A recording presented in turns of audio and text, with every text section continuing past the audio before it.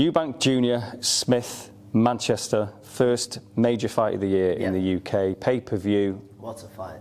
Big fight, exciting fight. We know what happened with the Conor Benn situation, but it's your mate Liam Smith in against the super confident as ever Eubank Jr. Again, react to that fight from your point of view. It's a fantastic fight for me. A real opposite in characters for sure, which I believe is going to make the fight week a fascinating thing. I know it's not aired yet, but the gloves are off. I think you can just see that they're just totally different people. But stylistically, I can't see a bad fight, because I think at some point, listen, 9 times out of 10, we see a very exciting fight from either one of the lads. So you put them both together, you can't see anything other. It's just going to be interesting. Do we see Junior box a little bit more Roy Jones-esque, which we've seen at times, or does he revert, which I believe at some point in the fight he certainly will, revert back to that, no, plants his feet, rattling off those 5, 6, 7 punch combinations in the pocket with Liam Smith, who loves being in the pocket. I cannot see a bad fight. So in terms of the styles and the strengths of both men, I mean, you look at Eubank Jr, he's high energy, isn't he? I mean, again, that's his game, isn't it? Even though he's 33, he seems to have that youthfulness about him, the freshness, maybe. You'd certainly no arguments. He'd certainly be the fresher of the two. Liam's been around much longer. He's had the much tougher fights, and I'd say he's been in with the bigger names. Listen, he's achieved more. He's He's been a world champion. Give a great account against Canelo. But you'd believe Junior would be the fresher man, and a bit of natural size as well. Just give us an example of those fast flurries and how he shapes up when he goes to war. I think what it was, it's one of two things. Before the flurries, I certainly believe since he's been working with Roy Jones Jr, you'll see him using his feet a little bit more, and he's that jab, and he's leaning back with the jab. He actually put Liam Williams over with a jab.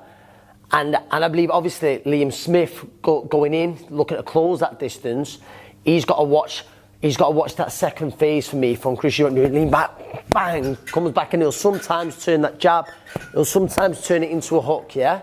He'll be there, lean back, bang, beef. He's got to watch that as he comes in my opinion. But then I think what Liam's probably got to watch when I'm on about these fast flurries, you'll see Chris Eubank Jr. shoe shine an awful lot. And by shoe shine, I mean where you'll see the fast hands, and I believe when Liam's trying to make himself small coming in, that's where he's got to watch Chris Eubank Jr. doesn't rattle off these fast 4s, 5s. They look very eye-catching on the eye. And obviously they're the kind of shots that can cut a fighter as well. Bang, bang, bang, bang, bang, bang. And he's bringing them in, he's bringing them up the middle, and Liam's got to watch that. I think in the fight, I think there are two things that I really believe he has to watch. One, that second phase where he leans back, or whether it's that or the jab, or when Liam looks to set and he looks to unload with those fast 4s, 6s, which sends the crowd into a little bit of a frenzy, and it looks very eye-catching. It's early yet. We're going to get into this properly next week, obviously, because it's fight week next week. But what's your gut feeling about this? I know Liam's your mate. Yeah. And Eubank Jr. keeps his own counsel in many ways. He's an odd character, but he's really come out of his shell. He's shown a lot of humour recently, hasn't he? And, he has. And Liam's a hothead. I mean, I think the build-up outside the ring is nearly as interesting. I can't wait for next week, and I know it's not aired yet, but the gloves are off. It's going to be fun.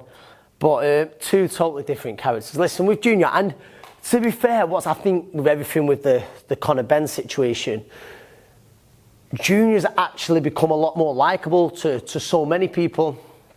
Whereas Liam, not just 'cause he's my mate, Liam's just a lad. He's not having none of that.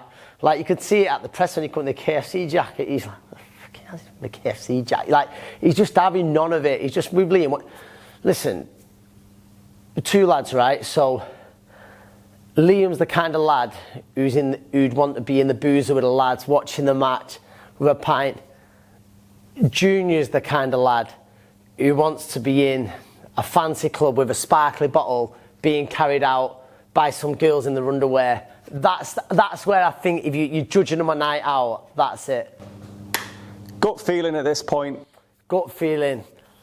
Like you just said there, listen, there is probably loyalties to Liam, and I do believe he can do it, but I believe the start's so important for him. I think we mentioned it then. I think he's got to take minimal damage the first 3 or 4 rounds, because I believe he's got to get Junior to stand his ground a little bit, and then when he does, I believe Liam will be the one who's better at hitting spaces. He'll be finding the gaps.